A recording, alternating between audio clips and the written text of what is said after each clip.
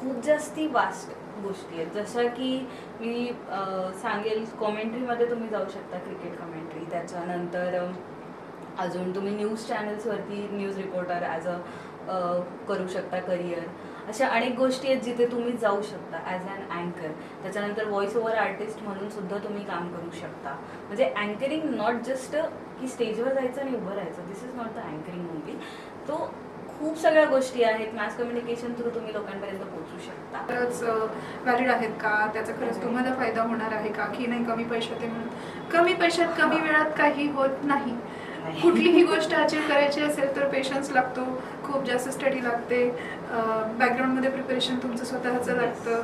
आणि असं नाही की अरे 50 रुपये 99 रुपये आणि चला, तसं कधीच होत नाही. म्हणजे जरी तुम्ही तो कोर्स केला आणि तुम्हाला चांगलं नॉलेज जरी मिळालं तरी ते तेवढं पुरेसं नसतं. कधी वाटलं की नाही आता ब्रेक थ्रू म्हणतो आपण की नाही हे भारी झालं, असा एखादा म्हणजे पहिला नसेल तो शो कदाचित, नंतरचा असेल, पण त्यानंतर तू पक्क ठरवलं की नाही हेच आहे आता. मला समोरचं नाही आवडलं असेल काही गोष्टी, एखाद्याने मला उगीच काहीतरी येऊन ॲटिट्यूड दिला असेल सुरुवातीला, अच्छा तुम्ही अँकर आहे का, असंही घडतं.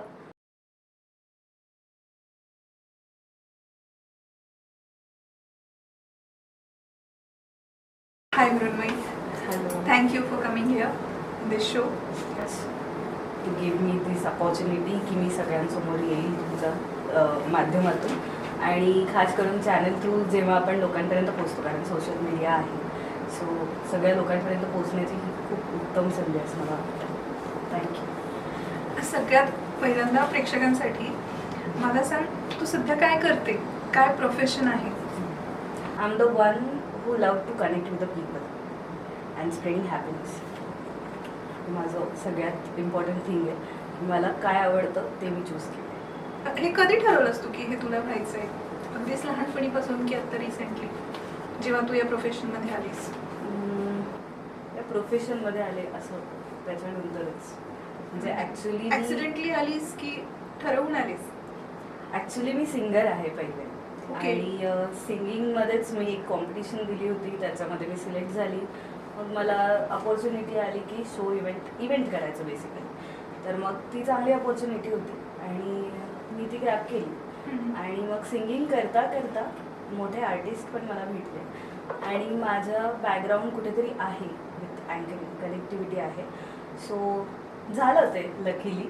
आणि मला असं वाटलं की येस, हेच आपण घ्यावं. तुझ्या पहिल्या शिक्षणाबद्दल बोलूया. तू काय एज्युकेशन घेतलेलं आहेस? ॲक्च्युली मी MBA मार्केटिंग केलेलं आहे.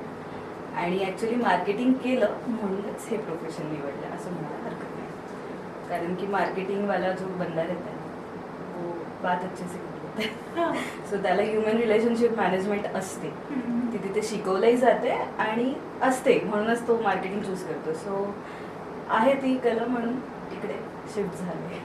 अच्छा. हां, तर मग अँकर आणि सिंगर दोन्ही मिळून करायचं होतं. तर ॲक्च्युली खूप छान कॉम्बो आहे तो, सिंगिंग आणि अँकरिंग. त्याच्यामुळे बऱ्याच गोष्टी होतात. तुमचा व्हॉइस क्लिअरन्स पण चांगला असतो. तर त्या एक प्लस पॉईंटनी मला ते मिळालं.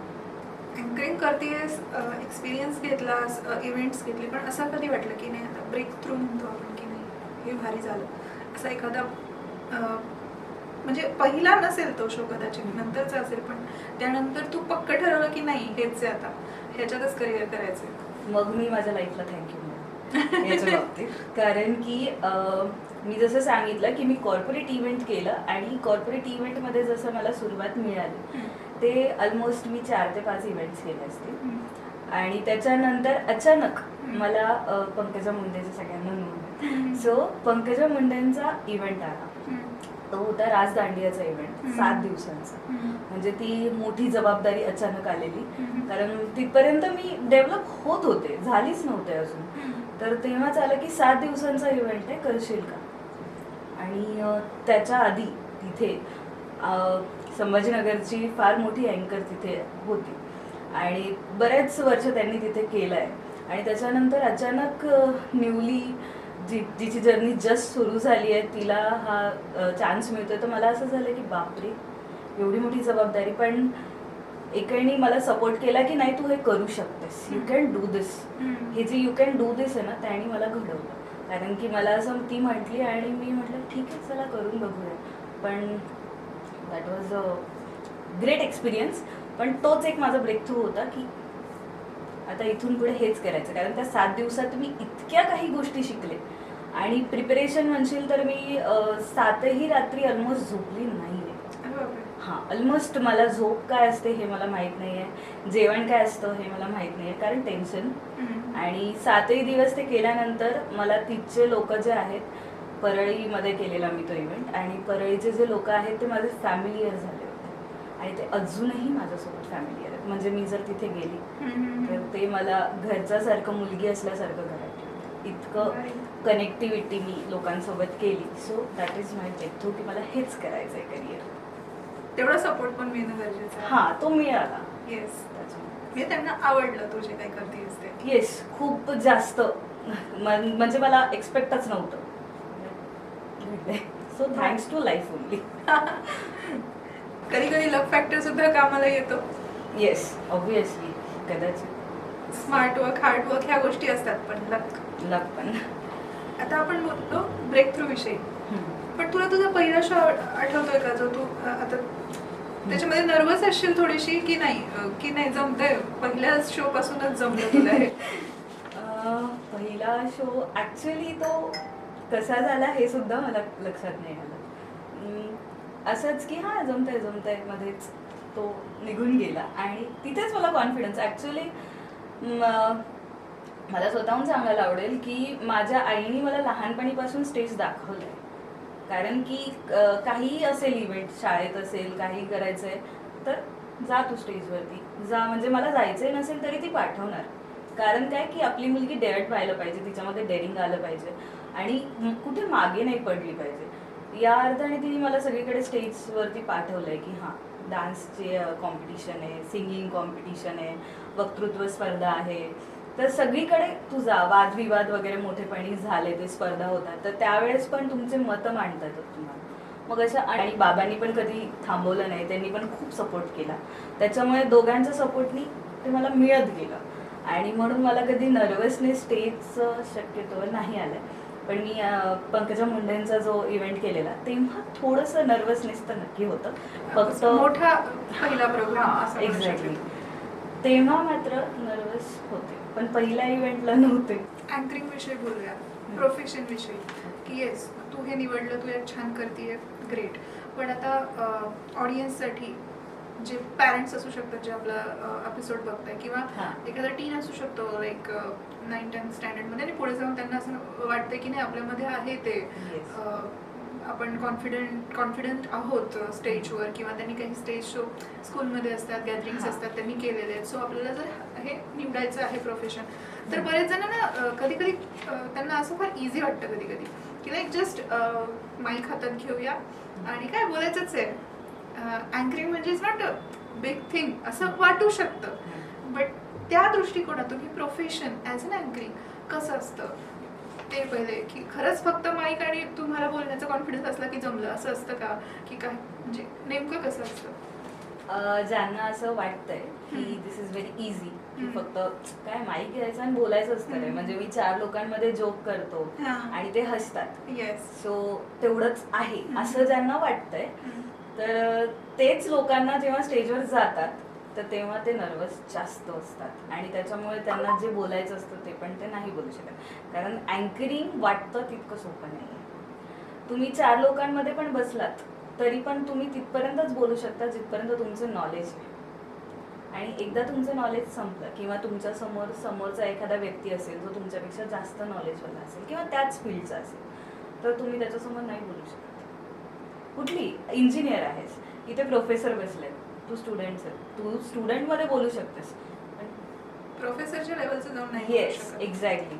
मग हाच असाच फरक इथे पडतो की स्टेजवर जाण्यापर्यंत वाटतं की हे इझी आहे, पण स्टेजवरती गेल्यानंतर तुम्हाला तिथे जेवढी लोक आहेत, कमीत कमी तुमच्या इव्हेंटला 50 पीपल असतात, कमीत कमी 50 लोकांमध्ये तुम्हाला 50 लोकांपैकी 30 लोकांचे कमीत कमी डोक्यामध्ये काय चाललंय किंवा हे कुठल्या मेंटॅलिटीचे पीपल आहे ज्यांना तुम्ही कधी बघितलेलंही नसतं, तुम्हाला त्या व्यक्तीबद्दल काहीच माहीत नसतं, ते व्यक्तीला तुम्हाला विदिन 40 to 50 सेकंड्स ओळखायचं असतं की कसं आहे.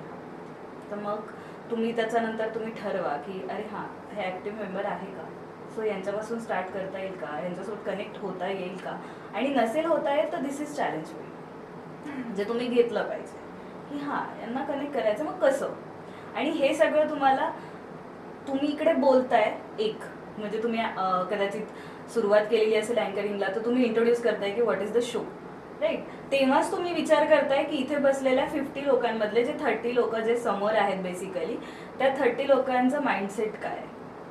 म्हणजे इकडे तुमचं बोलणं सुरू, त्याच्यातही तुम्ही चुकता कामा नये, कारण तुमचे सुरुवातीचे काही जे बोलण्याचे लाईन्स असतात तेच अट्रॅक्ट करतात आणि तेच शेवटपर्यंत लोकांना ठेवतात बसून. त्याच्यामुळे सगळ्यात मेन की तुम्हाला इकडे हे पण काम करायचं, त्यांची मेंटॅलिटी काय सुरू आहे, आणि इकडे तुमचं बोलणं पण सुरू आहे. हां, कारण जे ऑडियन्स असतं त्यांना पकडून ठेवता आलं पाहिजे. एक्झॅक्टली. कारण नुसतं असं नाही की तुमच्याकडे स्क्रिप्ट आहे, हां. तुम्ही ती वाचूनही दाखवू शकता, पण ती नुसती वाचून समोरच्याने ती ऐकली पाहिजे, त्यात आवड निर्माण झाली पाहिजे, रुची म्हणतो ना आपण, त्यात रुची असली पाहिजे समोरच्या जे काही ऑडियन्स आहेत त्यांना, की त्यांनी ते लक्ष देऊन ऐकलं पाहिजे, तर त्याला तथ्य आहे, अदरवाईज नो पॉइंट. शाळेतल्या बऱ्याच लोकांनी अँकरिंग केलेलं असतं शाळेमध्ये, आणि खास करून आपल्या वेळेसचे लोक जे 90s किड्स आहेत, तर त्यांनी त्यांच्याकडे ना रायटिंग पॅड असायचा. तू पण एक्सपिरियन्स केला असेल. तर रायटिंग पॅड टीचर लोक द्यायचे आणि आपण तो असा धरायचो चेहऱ्यासमोर. कदाचित काही मुलं दिसत पण नव्हते, तो माझा एक्सपिरियन्स आहे. सो तर त्याच्यामध्ये दिसत पण नाही, आपण फक्त जे लिहिलंय ते वाचायचो की याच्या पुढचं हे गाणं येतंय, तर गणपतीचं असेल तर वक्रतुंड महाकाय, अशी सुरुवात आपली होती. तर अशी ती पण मॅडमनी लिहून दिलेली असायची शक्यतो. तर ते लिहिल्यानंतर आपण ते वाचून काढायचो. किती मिनिटांचं होतं, अर्धा मिनिट किंवा 1 मिनिटांची ती स्क्रिप्ट असायची, आणि तुम्ही तिथून चालले जायचे. त्याच्यानंतर जर तुम्हाला हॅलो किंवा नमस्कार जरी बोलायला लावलं असतं तर ते आपल्याला अवघड होतं, कारण ते स्क्रिप्ट मध्ये नाहीये.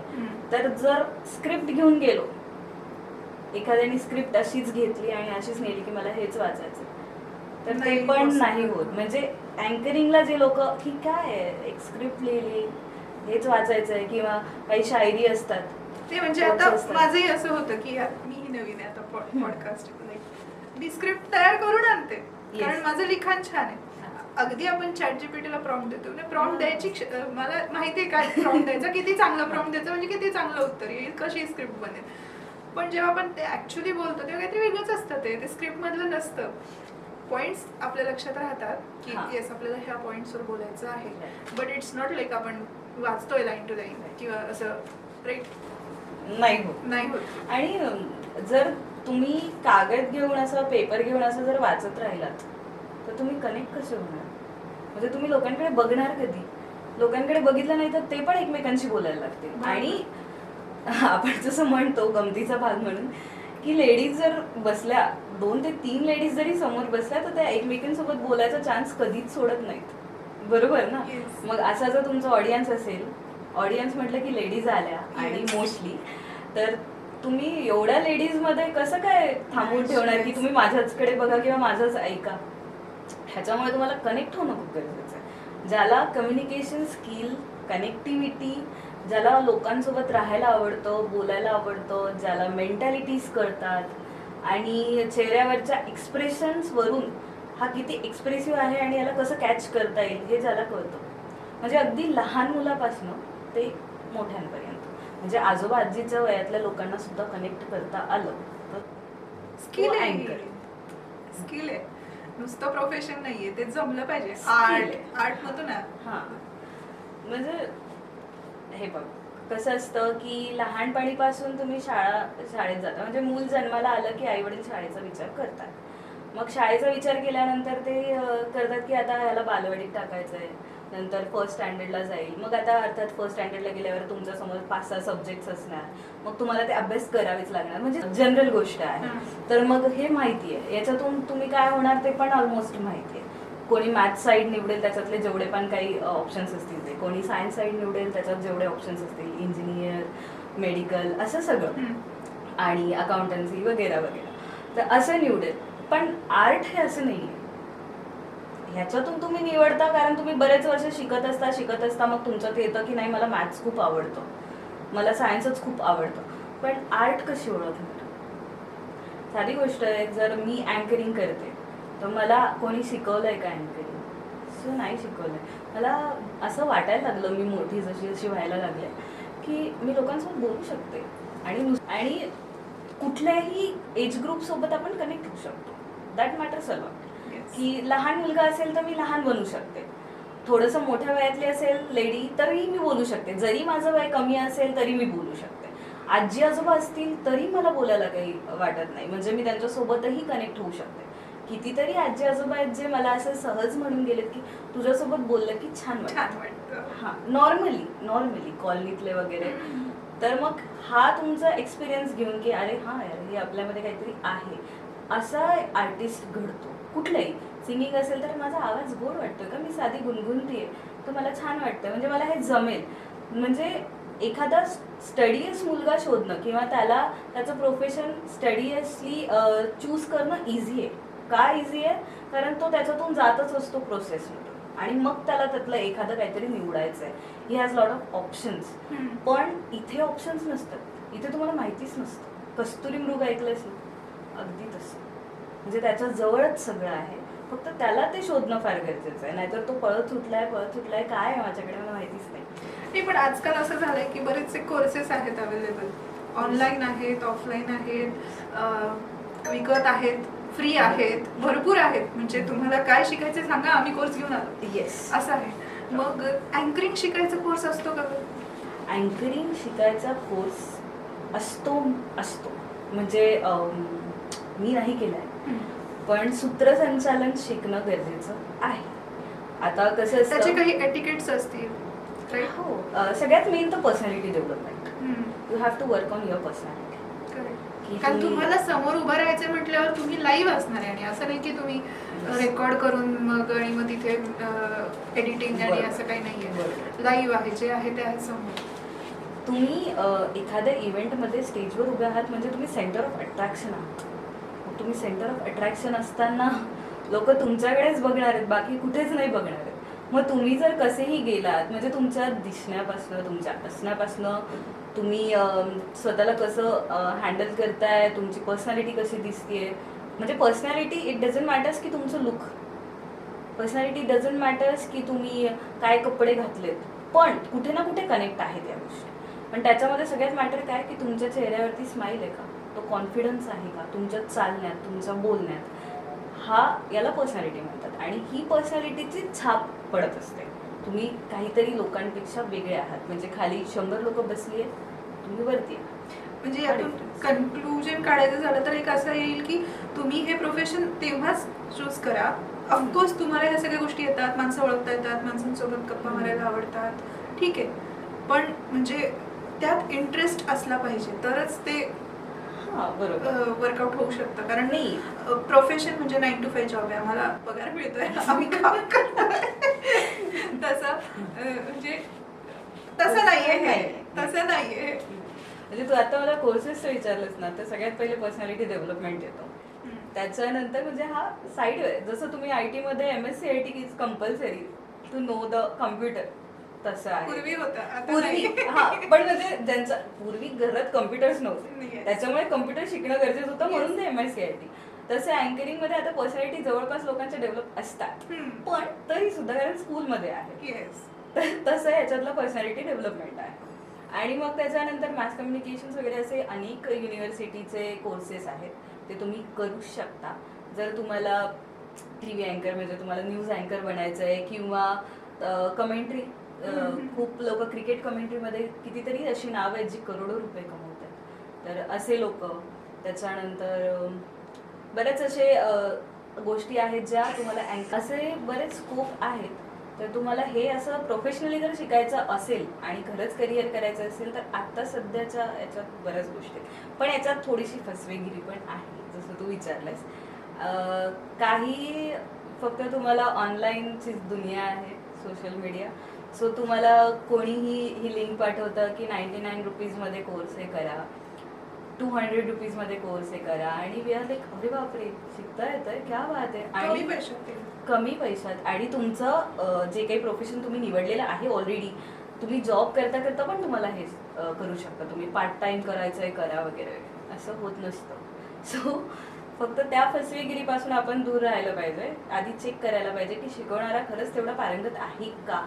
आणि एक मराठी कलाकार आहेत सिनियर, ते सध्या सूत्रसंचालनचे त्यांचं कोर्सेस ते घेत आहेत, कारण की त्यांच्यासारखंच अजून चांगले घडायला पाहिजे आणि खरंच त्याची नीड पण आहे.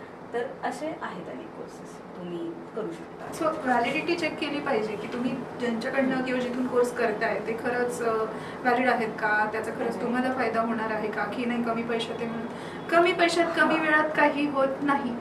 कुठलीही गोष्ट अचीव करायची असेल तर पेशन्स लागतो, खूप जास्त स्टडी लागते, बॅकग्राऊंडमध्ये प्रिपरेशन तुमचं स्वतःचं लागतं. आणि असं नाही की अरे 50 रुपये 99 रुपये आणि चला, तसं कधीच होत नाही. म्हणजे जरी तुम्ही तो कोर्स केला आणि तुम्हाला चांगलं नॉलेज जरी मिळालं तरी ते तेवढं पुरेसं नसतं.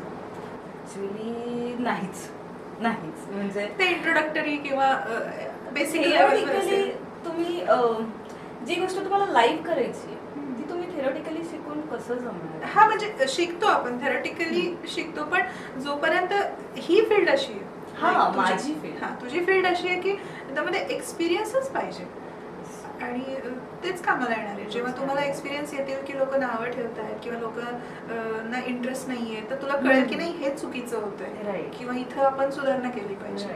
मग ते तसं होत जातं. मला माहिती आहे की तू सगळ्या प्रकारची अँकरिंग करते, पण प्रेक्षकांसाठी लाईक कॉर्पोरेट इव्हेंट्स असतील किंवा पॉलिटिकल इव्हेंट्स असतील, त्यानंतर कुठलेही लाईक कॉर्पोरेट इव्हेंट आहेत, पॉलिटिकल इव्हेंट असतात, त्याच्यानंतर गव्हर्नमेंट येतात, सोशल इव्हेंट्स असतात, वेडिंग्स असतात, आजकाल हल्दी कार्निवल, त्याच्यानंतर संगीत, लग्न, हे बरंच चाललं. असे सगळे करतेस. मग काही जणांना असे कॅटेगरी वाईज पण करतात की नाही हे मला छान जमते, तुला सगळ्या प्रकारचे तू इव्हेंट्स घेते आणि तुला ते जमतं.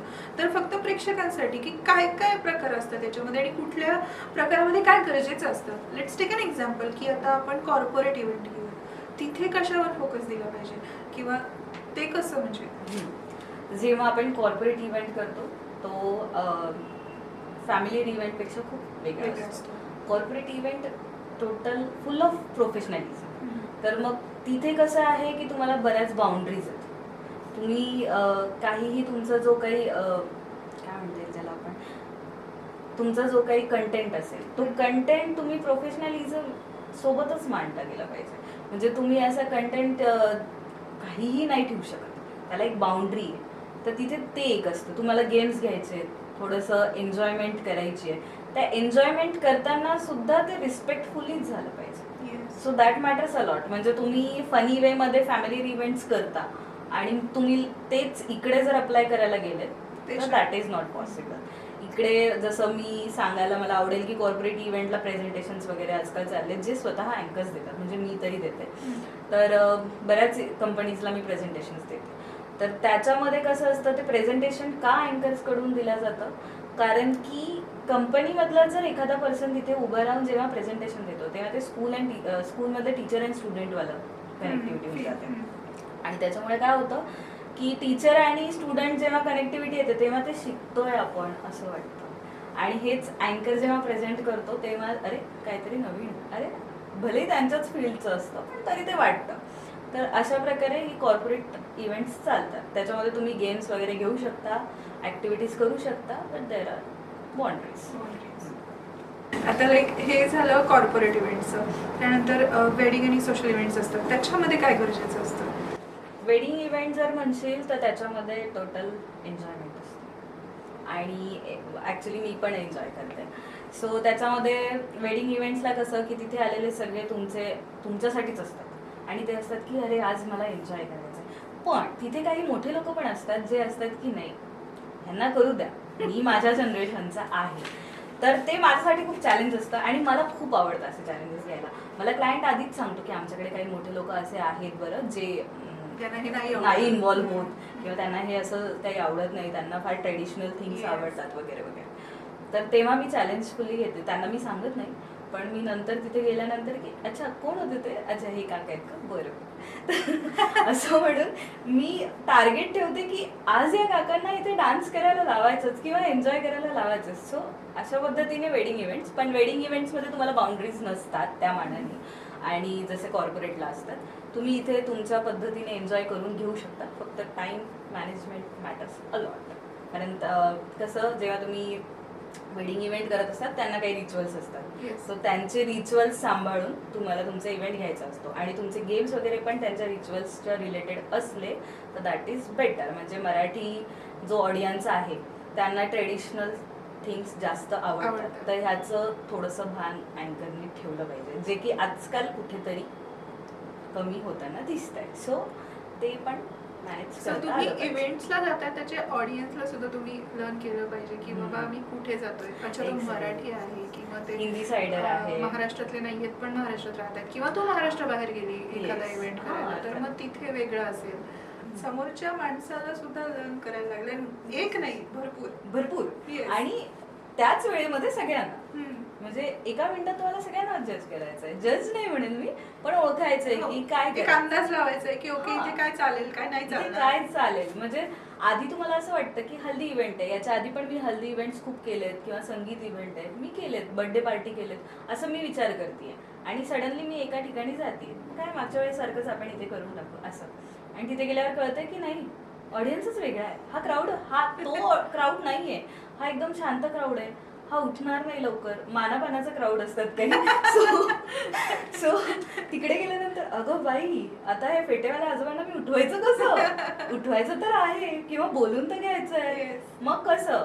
मग तिथे जे आधीच्या इव्हेंटला एकदम फनी आणि एकदम ॲटिट्यूडवालं छानवालं असं एंटरटेनमेंट झालेलं असतं, ते इथे उखाण्यावर आणावं लागतं, आणि मग हळूहळू तो क्राऊड आपल्याकडे येतो, आणि मग तो असा क्राऊड येतो ना की आपण त्या इव्हेंटला सुद्धा तेवढे इन्व्हॉल्व नाही करू शकलो तेवढा हा जास्त क्राऊड मज्जा येते. असतो. येस.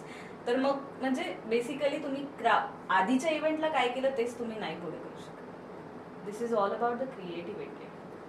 पण या सगळ्यामध्ये आता वेडिंग झालं, कॉर्पोरेट झालं, पॉलिटिकल झालं. पॉलिटिकल तर फारच वेगळं असेल. वेगळं. सो यातलं एन्जॉय जास्त कुठलं करतेस? आय थिंक सगळंच, कारण काय एव्हरीथिंग मी सगळ्या गोष्टी चॅलेंजिंगलीच घेते, पण तरी कॉर्पोरेट इव्हेंट इज गुड, कारण तो एक सिक्वेन्स थ्रूच जातो की असं असं आहे, आणि फार प्रोफेशनलिझम असतो त्याचं. So I love to do corporate event, but wedding event like me enjoy करते. म्हणजे मला असं वाटतं की मी परत एकदा लहान मुलगी झाली, आणि मी पण एन्जॉय करते, भलेही मी गेम्स नसते खेळत, पण म्हणजे छान हा. वाटतं. आपण त्या गोष्टीचा भाग असतो त्यामुळे ते छान आणि वाटतं. कुठेतरी म्हणजे जसं मी म्हटलं की anchoring is all about connect with the people, so मला ते आवडतं, म्हणून मला तिथे ऑडियन्समध्ये जाऊन मनसोक्त गप्पा मारता येतात माझ्या पद्धतीने. सो मला वेडिंग पण आवडतं. आता तू इतके छान एक्सपिरियन्सेस सांगितले की आपण बोलतोय की सगळे हॅपी मोमेंट्सवाले इव्हेंट्स आहेत. असं कधी झालंय का की एखादं सॅड मोमेंट किंवा तिथे शांतता जास्त होती किंवा असं काही हा. एक्सपिरियन्स की तिथे तू जास्त हे असं माणसं ओळखायचं जास्त काही आणि तिथे गेम्स वगैरे असं नव्हतं. हम्म.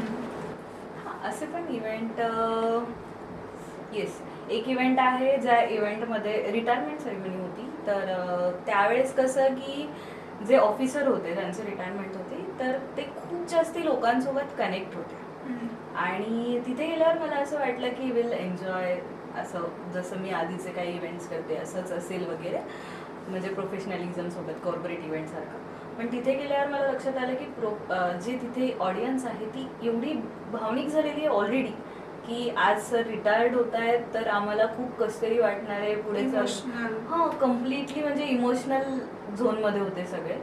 आणि तिथे गेल्यावर माझं जे 24 कॅरेट स्माईल होतं ते कुठेतरी असं झालं की अरे आता कसं, म्हणजे आता मी कसं हँडल करू सगळ्यांना. आणि ते आर लाईक खूपच शांत बसलेले होते, खूपच. पण मग त्यावेळेसही माझ्या लक्षात आलं की ते जरी इमोशनल आहेत तरी थोडं पार्ट आपण इमोशनल ठेवूया, आणि सुरुवातीला थोडंसं त्यांच्यामध्ये एनर्जी लेवल आणण्यासाठी माझ्याकडे एक ट्रिक आहे. सो ती माझी ॲक्च्युली ओळख आहे असं म्हणायला हरकत नाही. सो मी ते यूज केलं मॅजिक आणि त्याच्यानंतर मग ऑटोमॅटिकली ऑडियन्स झाला, आणि छान होता तोही इव्हेंट, तोही एक्सपिरियन्स छान होता, इतर एक्सपिरियन्सपेक्षा छान. अँकरिंग या प्रोफेशनमध्ये दोन गोष्टी असतील ना, एक ॲडव्हान्टेज एक डिसॲडव्हान्टेज. प्रत्येक गोष्टीला दोन असतातच हे भाग.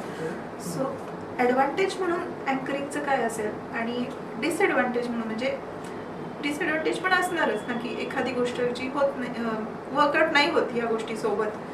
सो ॲडव्हान्टेज अँकरिंग प्रोफेशन घेतल्याचं तुला काय झालं आणि डिसॲडव्हान्टेज. सो अँकरिंगचे ॲडव्हान्टेजेस खूप आहेत. जसं की सगळ्यात पहिले तर तुम्ही लोकांसोबत कनेक्ट होता आणि तुम्हाला भरपूर लोकांसोबत बोलायला मिळतं.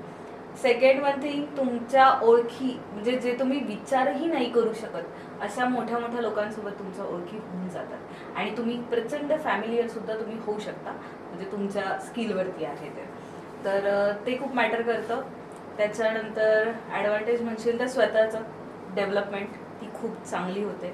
तुम्ही जसजसा एक्सपिरियन्स तुमचा वाढत जातो तसतसं तुम्ही स्वतः डेव्हलप होत जाता. तर एक अशी लाईफस्टाईल मिळते ज्याच्यामध्ये तुम्ही काहीतरी आहात हे तुम्हाला सांगायची गरज नाही पडत. हे तुम्ही दिसून येतं ऑटोमॅटिकली. म्हणजे सगळे लोक तुम्हाला ओळखतात.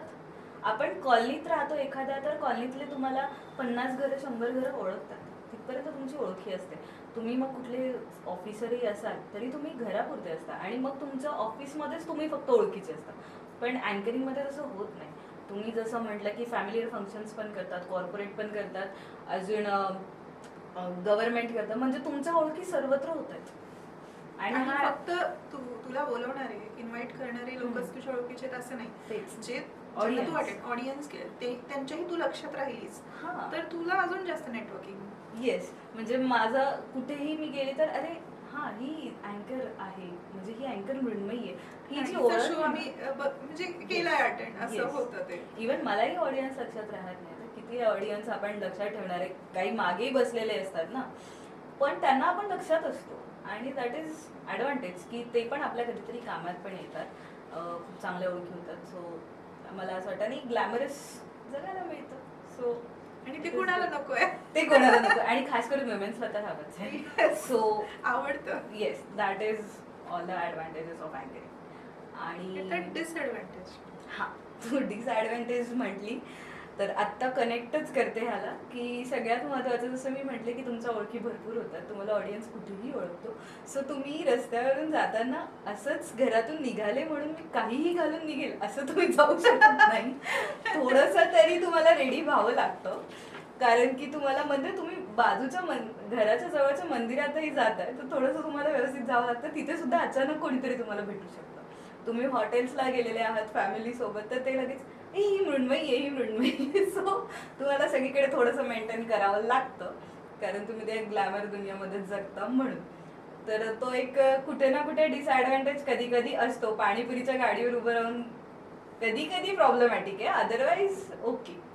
कधी कधी प्रॉब्लेमॅटिक आहे, म्हणजे तुमचा समोरचा जो ऑडियन्स असतो तो कधी कधी खूप हाय क्लास लेवलचा असतो आणि तो सडनली आपल्याला असं बघतो, तर मग थोडंसं कधी कधी असतं. सेकंड जाऊन खातच असतील की पाणीपुरी. ते खातात, पण ते बघण्याचा एक दृष्टिकोन असतो. तेही सगळंच करतात, आपणही तेच करतो, पण तो एक दृष्टिकोन काहीतरी असतो बाबा. आता त्याला आपण काही सांगू शकत नाही. हा, म्हणजे अरे तिथे तिकडे असं होतं ते, त्याच्यामुळे तो एक आहे.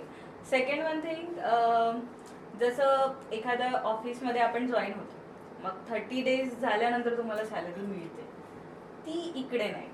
तुमची इन्कम जे आहे ते कायम फ्लक्च्युएट. तुम्ही काय बाबा, तुम्ही एका दिवसातही 2-3 महिन्याची सॅलरी काढून घेऊ शकता. खूप जणांना असं वाटतं की 2-3 महिन्याची काढतोही, असं नाही म्हणणार मी या गोष्टीला. पण तुमचे काही महिने असे पण असतात वर्षातले की ज्याच्यात तुम्हाला इव्हेंट्स नसतात. म्हणजे तुम्हाला जर समजा कमीत कमी 50,000 कमवायची जर सवय लागली आहे मंथली, आणि तुम्हाला जसं आता मागे कोरोना आला, कोरोना जेव्हा आला त्यावेळेस बऱ्याच आर्टिस्टची म्हणजे फारच कंडिशन बेकार झालेली होती. कारण काय की इव्हेंट्सच नाही, जगतोयच आपण इव्हेंट्सवरती. म्हणजे बऱ्याच लोकांची कंडिशन ही झाली होती, पण एक आर्टिस्ट म्हणून सांगायचं झालं तर त्यावेळेस तर फुल डिसॲडव्हान्टेज म्हटलं तरी चालेल. कारण की त्यावेळेस तुम्ही कमवणार कशातून काय, तेव्हाच सोशल मीडियाला जास्त ग्रोथ मिळाली असं मी म्हणेल. तर तेव्हा विषय झालेला की आता मी काय करू. तर तेव्हा काय तर इन्कम सोर्सच बंद झाले. मग हा एक प्रॉब्लेमॅटिक आहे की अचानक काही गोष्टी घडल्या तर तुम्हाला इन्कम सोर्सवरती लक्ष द्यावं लागतं. त्याच्यामुळे हे एका इव्हेंटमध्ये 4 इव्हेंटमध्ये बरेच पैसे कमवून घेतात, ते त्यांना सेव्ह करणं खूप गरजेचं असतं. कारण की नंतर मग एखाद दुसरा महिना तुम्हाला नाही चांगला गेला, मंथमध्ये तुम्हाला नाही इव्हेंट्स, तेव्हा तुम्ही मॅनेज करू शकता. तर डिसएडव्हान्टेज असा आहे की तुम्हाला हॉलिडे नसतो. म्हणजे जे सॅटर्डे संडे आला की जी हॅपीनेस असते ना, तर सॅटर्डे संडेला जनरली आम्हाला खूप काम असतं. Correct. सो ते नसतं. आम्ही इव्हेंट्सला जातो सॅटर्डे संडेला, तुम्ही इव्हेंट्स मध्ये अँकरिंग करता, Exactly. त्यामुळे तुमच्यामुळे तर आमचा वीकेंड हॅपी होतो. हा, आणि वॅकेशन वगैरे असं काही नसतं आम्हाला, ते आम्ही काढून घेतो. आणि जेव्हा काढतो तेव्हा आम्हाला असं वाटतं की अरे यार, आता मला खूप क्लायंटचे कॉल येत आहेत, शो घ्यावा का, कारण इन्कम मॅटर्स अलॉट ना. Yes, yes. तर मग असं वाटतं की अरे यार, हा शो सोडला एवढे पैसे गेले, हा शो सोडला एवढे. सो ते पण असतं. डिसएडव्हान्टेजेस म्हणून आपण Yes. त्याला ते. आता एक अँकरिंग करताना असं कधी झालंय का की तुझी चांगली स्क्रिप्ट चालली आहे, त्याच्यानुसार अँकरिंग चालू आहे, मध्येच कुणीतरी आलं आणि सांगितलं हे नका घेऊ, नंतर हे घ्या, नाही हे रद्दच करा, किंवा आता कमी वेळात करा, किंवा काहीतरी असं, हो, बरेच ना. मग हे कसं हँडल करायचं? ॲक्च्युली मला सांगायला आवडेल की मी स्क्रिप्ट ही जी गोष्ट आहे ना, ती अशी म्हणजे असंच मला पूर्ण शो करायचा आहे असं मी कधी करत नाही की मी जसं लिहिलंय तसंच मी करेन, असं गरजेचं नाही.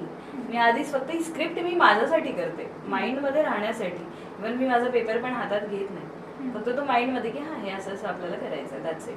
तिथे गेल्यानंतर सिच्युएशनलीच घडतात ज्या गोष्टी घडतात. त्याच्यामुळे कोणी जर म्हटलं की आता पुढची ऍक्टिव्हिटी नका घेऊ, किंवा तुम्ही जे घेणार होतात ते कॅन्सल करा, पण ते लिंक आता तुटते ना, थोडंसं मग कसं हँडल करतेस? Yes. म्हणजे आता माझ्या बाबतीत हां. मी थोडंफार काहीतरी जे केलं आहे त्याच्यामध्ये असं होतं की समोरचा जर बोलला की नाही हे अँकरिंग मध्ये किंवा याच्यामध्ये ह्या प्रोग्राम मध्ये ह्याची स्क्रिप्ट आहे, आता आटोपतं घ्या, हां. ते मला नाही आवडत, मग माझा मूडच जातो आणि मग मी अगदी म्हणजे माझं ते चेहऱ्यावर दिसून येतं Yes. की नाही यार, हे काय मस्त चाललेलं आणि तुम्ही वेळ नाही तुम्हाला, मग बोलवलंच कशाला, असं So, होतं ना. स्टेजवर उभं राहताना ये जो आपका चेहरा है ना, उस पे नकाब रहता है. म्हणजे 24 कॅरेट गोल्ड जे असतं ना, तशी तुमची स्माईल असली पाहिजे. जसं मी म्हटलंय की ही स्माईल जी आहे ती 24 कॅरेट वाली आहे, की ऍक्च्युअल मध्ये ती नसेलही कदाचित, किंवा मला समोरचं नाही आवडलं असेल काही गोष्टी, एखाद्याने मला उगीच काहीतरी येऊन ऍटिट्यूड दिला असेल सुरुवातीलाच, अच्छा तुम्ही अँकर आहे का, असंही घडतं.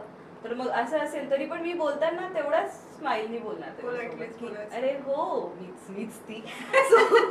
सो असंही होतं. तर तेव्हा तुम्ही विसरून जायचं काय घडतंय काय नाही, फक्त हे तुम्हाला हे पर्सनॅलिटीचा भाग आहे. लाईक हां, yes. तुला येत आहे ते, तुला ऍक्टिंग येते, त्यानंतर तुला समोरचा जज करतोय आणि चुकीच्या पद्धतीने जर जज Yes. करतोय आणि ते तुला कळतंय आणि तुला ते आवडत नाहीये, तरी सुद्धा तू तिथे उभा आहेस. एखादं स्टेज सोडून हे जाईल आपल्याला शिकवायचंय ना की तुम्हाला निगेटिव्ह पॉइंट जरी मांडायचा आहे वादविवाद स्पर्धेमध्ये खास करून, तरी तो तुम्ही पॉझिटिव्हली मांडा. तुम्ही एकदम हे नाहीच, हे योग्यच नाही असं मांडायचं नाही, असं शिकवलं असेल तर तेच इथे की तुम्हाला निगेटिव्ह जरी एखाद्याबद्दल काही वाटतंय तरी तुम्ही ते पॉझिटिव्हली, म्हणजे त्याला चुकीचंही सांगायचं असेल तरी तुम्ही पॉझिटिव्हली सांगा. माझा अँकरिंगचा सगळ्यात चांगला फायदा माझ्या घरात होतो सांसारिक गोष्टींमध्ये, कारण की सांगायला हरकत नाही, सासू सुनाचे कनेक्टिव्हिटी असते ना, तर बऱ्याच मुलींना आजकाल, आधीच्या मुली बोलत नव्हत्या म्हणजे लग्न वगैरे आपल्या आई वगैरे, पण आताच्या मुली मांडतात त्यांची मतं. Yes yes. एज्युकेटेड म्हणा काही म्हणा, पण त्यांना मतं मांडायचं आहे एवढं नक्की. तर मग ते सहन नाही करू शकत, मग त्यावेळेस आम्हाला फायदा होऊन जातो अँकर्सला जर अँकरिंग असेल तर, कारण की आम्हाला माहिती आहे की निगेटिव्ह पॉईंट जरी असेल तरी तो प्लस पॉईंटमध्ये कसा मांडायचा. सो सासू सुनेच्या गोष्टीत पण हे मला खूप फायदेशीर ते आहे. कन्व्हिन्सिंग पॉवर पण असली पाहिजे, म्हणजे अगदीच तुझं म्हणणं समोरच्याला पटणं म्हणजे ती कन्व्हिन्सिंग पॉवर आहे ना, ती कुणालाही पटली पाहिजे. असं नाही तो समोरचा माणूस निगेटिव्ह असो पॉझिटिव्ह असो, ते पटलंच पाहिजे. अशी तुमची स्किल हवी. कुठलाही प्रोफेशन जेव्हा माणूस चूज करतो, पैसा महत्वाचा आहे प्रत्येक गोष्टीमध्ये, कारण ते चूज करताना बॅक ऑफ द माइंड आपल्याला ही गोष्ट आहे की पुढे जाऊन यात आपल्याला पैसा कमवायचा आहे. भलेही सुरुवातीला तो तेवढा मिळणार नाही, बट एका स्टेजला गेल्यानंतर, काही एक्सपिरियन्स घेतल्यानंतर काही शोज केल्यानंतर तुम्हाला एक अपेक्षित आकडा असतो की नाही हे मंथली, म्हणजे तुम्ही ठरवलेलं असतं की हे मंथली एवढं मिळालं पाहिजे किंवा इयरली तुमचं जे काही आहे. तर हे तर पहिली गोष्ट. या फील्डमध्ये वरती वरती जाऊ शकतो का माणूस, जसं आमचं पॅकेज एक्सपिरियन्सनुसार थोडंफार जास्त नाही पण वाढतं, तसं तुमचं? अर्थात सॅलरी सांगणार नाही मी, पण मी एवढं नक्की सांगेल की आता सुरुवात जेव्हा आपण करतो ह्या फील्डमध्ये आर्टिस्टमध्ये ॲज अ आर्टिस्ट, तर त्यावेळेस असं असतं की तुम्ही सुरुवातीला खूप आर्टिस्ट असे आहेत की ज्यांनी फ्री ऑफ कॉस्ट काम केलेलं सुरुवातीला, पण माझ्या बाबतीत असं नाही झालं. मी माझ्या फर्स्ट इव्हेंटपासनं इन्कममध्ये आहे कमी, पण मग नंतर आता जसं मला कळलं की माझं थोडंसं प्रोफेशनलिझम वाढलेलं आहे किंवा मला आता बरेच एक्सपिरियन्स आलेला आहे, बऱ्याच प्रकारचे इव्हेंट्स मी केलेत, सो माझा एक्सपिरियन्स वाढला आहे. तर माझं एक मी सॅलरी डिसाईड करून ठेवलेली आहे किंवा माझं इव्हेंट्सचं जे काय म्हणतो आपण त्याला, तर जे काही माझं इव्हेंटचं पेमेंट आहे एका इव्हेंटचं किंवा कॉम्बो असतात, तर ते जे इव्हेंटचं पॅकेज आहे ते मी फिक्स्ड करून ठेवले की हां आता मी एवढंच पॅकेज घेते. पण ही वेळ येण्यासाठी सुद्धा तुम्हाला एक्सपिरियन्स मॅटर करतो. म्हणजे तुम्ही पहिल्याच दिवशीपासून अगदी हे नाही म्हणू शकत की, किंवा तुम्ही 15-20 इव्हेंट्स केले आणि तुम्ही आता म्हणणार की नाही हे माझं पॅकेज आहे हेच मी घेणार, नाही, तुम्हाला इव्हेंट्सच नाही मिळणार. सो तुम्हाला पहिले शो करावं लागतं की मी एवढे इव्हेंट्स केलेले आहेत, माझा एक्सपिरियन्स एवढा आहे. रादर कधी कधी तुम्ही नाही पण समोरच्याला काही दाखवलं, म्हणजे व्हिडिओज वगैरे असतात आपल्याकडे आपल्या इव्हेंट्सचे, ते नाही जरी दाखवले तरी तुमच्या बोलण्यातच तो लक्षात येतं ऑन कॉलच की अरे नाही यार शी इज एक्सपिरियन्स्ड असं. तर त्याच्यामुळे तुम्ही त्या मुद्द्याने तुमचं जे काही पेमेंट असेल, जे काही असेल ते तुम्ही सांगू शकता. म्हणजे this is totally about the experience. पण मग ते एक्सपिरियन्स नुसार वाढतच जातो. हां, ते तुमच्यावर आहे. तुम्ही किती कंटिन्युइटी ठेवता, तुमच्यामध्ये किती क्रिएटिव्हिटी लेवल आहे, काय न्यू थिंग्स तुम्हाला ग्रॅब करायला आवडतात, त्या तुम्ही ऑडियन्स समोर कशा प्रकारे एक्सप्रेस करता, मांडता, त्यांची इन्व्हॉल्वमेंट तुमच्यासोबत किती चांगली आहे, एंगेजमेंट किती तुम्ही करू शकता ऑडियन्स सोबत, ह्या सगळ्या गोष्टी आहेत त्याच्यामध्ये. न्यू थिंग्स ज्याला करायला आवडतात, जो खूप क्रिएटिव्ह आहे, तोच आर्टिस्ट म्हणून टिकतो. आता हे झालं अँकरिंगचं, कॉर्पोरेट इव्हेंटचं. ऑफलाईन जे म्हणू शकतो, अदर दॅन ऑफलाईन तू काही केलंयस का? लाईक म्हणजे अँकरिंग सोडून फक्त माईक रिलेटेड अजून दुसरे काही प्रोफेशन जसं म्हणजे? हां, व्हॉइस आर्टिस्ट आहे मी. सो व्हॉइस ओव्हर करते. बरेच आता पॉलिटिकल असतात किंवा यूट्यूबला वगैरे जे काही व्हिडिओज कोणी पोस्ट करतात तर त्याला बॅकग्राऊंड व्हॉइस जो असतो, तर असं व्हॉइस आर्टिस्ट म्हणून मी वर्क करते. तर ते माझं अँकरिंग म्हणजे ऑनलाईन पार्ट झालं म्हणा किंवा काय म्हणता येईल पडद्याआडची भूमिका आहे, तर ती आहे.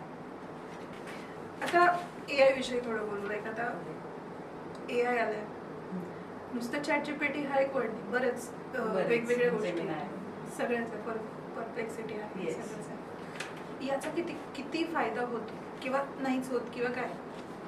ओके, तुला 21 अपेक्षित माहिती आहे का? नवनीत गाईड है ना, तर ते कसं तुम्हाला सपोर्ट करतात, गाईडलाईन्स देतात बेसिकली की हां हे येणार आहे. तसं 21 अपेक्षित पण असंच आहे की हे क्वेश्चन्स आहेत ते की जे येणार आहेत. तर तसंच AI आहे असं म्हणायला हरकत नाही आजच्या जनरेशनचं, कारण की ते पण तुम्हाला सांगतंय ना की असं असं आहे, ही स्क्रिप्ट आहे. लहानपणी जसं आपल्याला टीचर्स द्यायचे की हे जा बाळा, हे असं आहे स्क्रिप्ट, ती वाचून घे. राईट. तर तसंच AI काम करतं, पण ते सपोर्टिव्ह आहे. रिझन बिहाइंड इट की तुम्हाला AI तुमच्या पद्धतीने जसं तुम्ही प्रॉम्प्ट सांगणार तसं ते तुम्हाला कोट्स वगैरे जे काही पाहिजे ते देतील. काही नवीन रचना तुम्हाला हव्या असतील तुमच्यासाठी ते देतील, किंवा तुम्ही स्वतःसाठी जरी म्हटलं की introduce my self in another way किंवा ॲज अन अँकर किंवा इव्हेंट वाईज की मला थोडंसं शायरी असं द्या की आज हल्दीचा प्रोग्राम आहे, आज हे आहे, आज ते, तर तसं तुम्हाला मिळतं.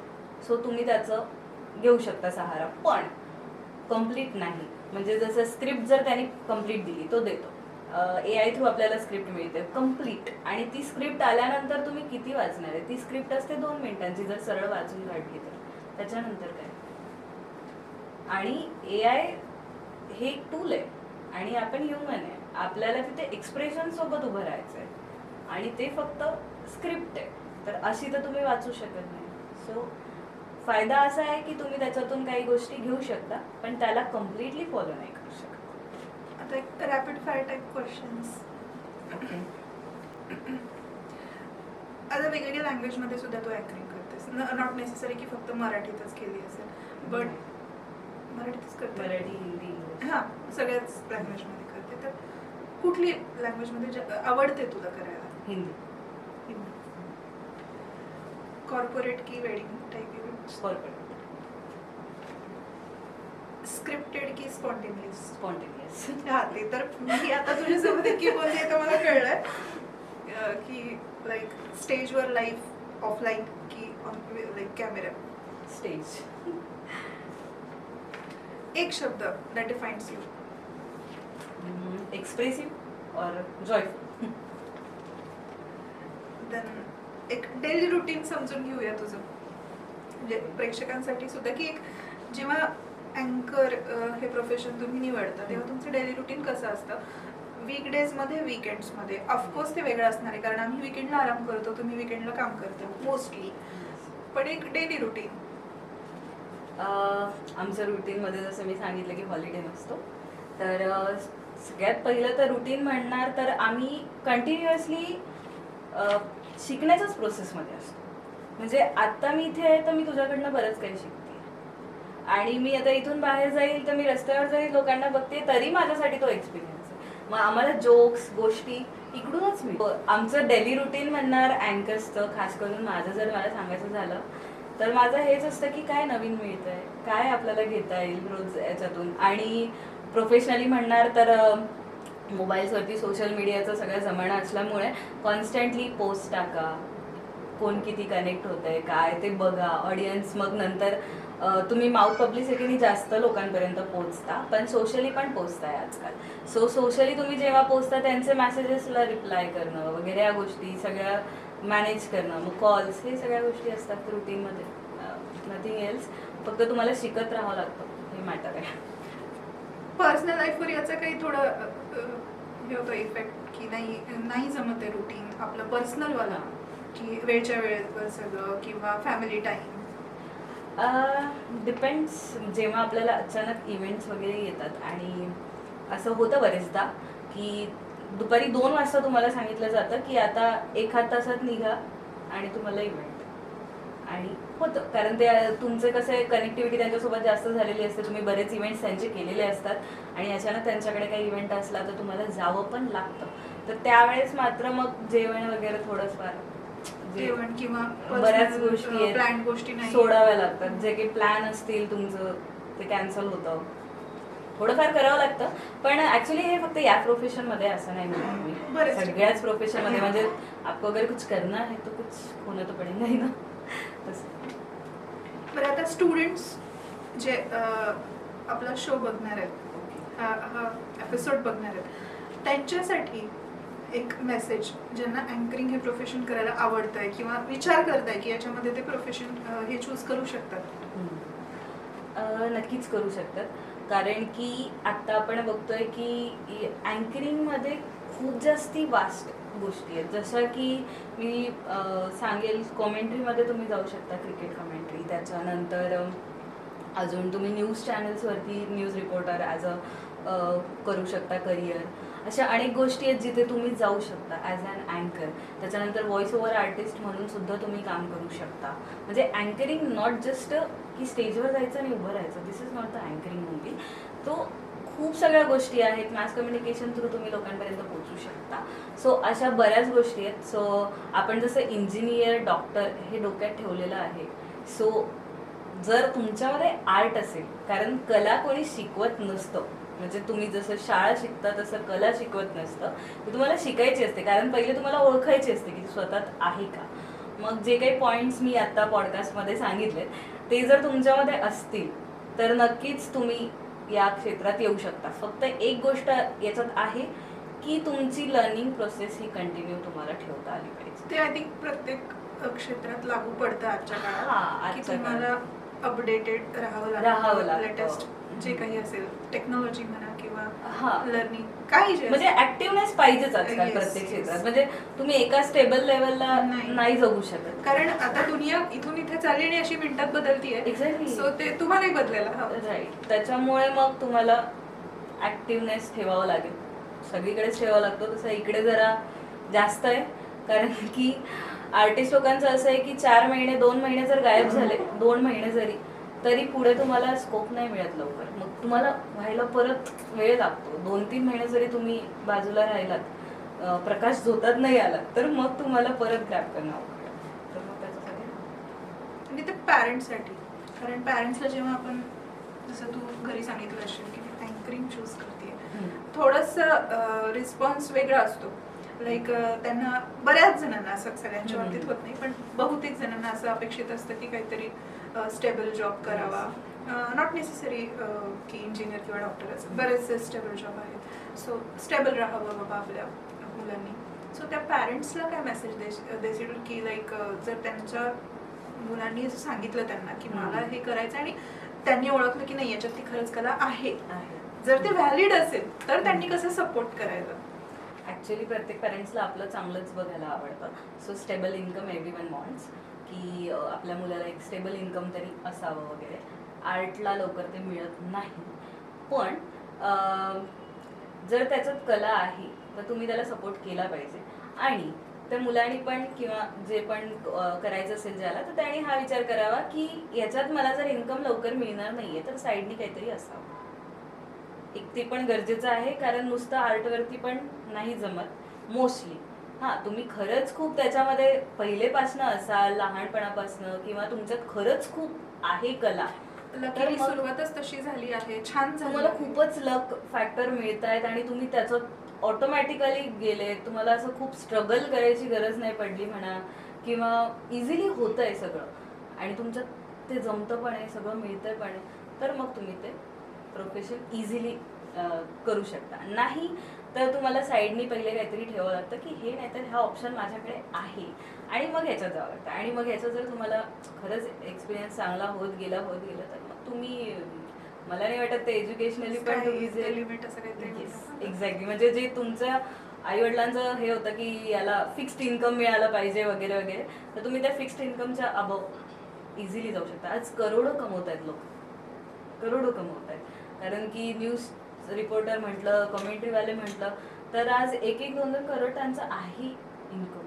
तर एवढं जर मिळत असेल तर मग IT वाल्यांना पण नाहीये बऱ्याच असं म्हणायला हरकत नाही. म्हणजे आहे नाही, म्हणजे प्रत्येक प्रोफेशन मध्ये मी आहे. बरेच जण म्हणतात की जॉब नाहीये, तर मी त्याचा खिलाफ आहे, कारण की तुमच्याकडे स्किल असेल तर तुम्हाला जॉब आहे. सो ते मी म्हणणार नाही, पण तुमच्यावर आहे, तुम्ही कशी स्किल डेव्हलप करता आणि कसं. पण हे प्रत्येकाला जमत नाही. आर्ट ही गोष्ट जी असते ती प्रत्येकाला जमत. कस्तुरी मृग सारखं आहे. हा, नाही बरोबर, पण ते सुद्धा शोधणं प्लस त्यात प्रो होणं आणि सगळं जमणं, याच्यामध्ये असं नाही की तू फक्त इव्हेंट, तुला स्वतःलाच मॅनेज करायचंय. तू तिथे पोहोचणार कशी, तू तिथून येणार कशी, तुझं ट्रॅव्हलिंग, तू तिथे कुठल्या लोकांसोबत बसणार, उठणार, बॅक स्टेजच्या मागे तू कोणासोबत बोलणार आहे. सो ती भीती पण असते, बिईंग अ फिमेल, ते तुला काळजी घ्यायला लागते. सो हे सगळं जमलं पाहिजे. येस, हे जर म्हणशील ना, हे पॉइंट्स खूप महत्वाचे आहेत की मुलांचं तर ठीक आहे एक वेळ, पण जर लेडीज, आता मुलगी जर म्हटली की मला अँकरिंग करायची आहे, तर बऱ्याच घरामध्ये तर स्टेज म्हटलं कीच कॅन्सलेशन आहे. पण त्यांना ते कळतच नाही अजून की स्टेज म्हणजे काय नुसतं हे नाहीये की स्टेजवर मुलगी उभी राहिली म्हणजे. ऍक्च्युली नाही, तिच्याकडे जर स्किल असेल तर तिला पाठवा. पण याच्यात मुलींच्या पण काही चुका घडतात, म्हणजे मला मेन्शन करायला आवडेल, कारण मुली त्याचा गैरफायदाही घेतात. मुली काय, मुलं काय, मॅटर्स.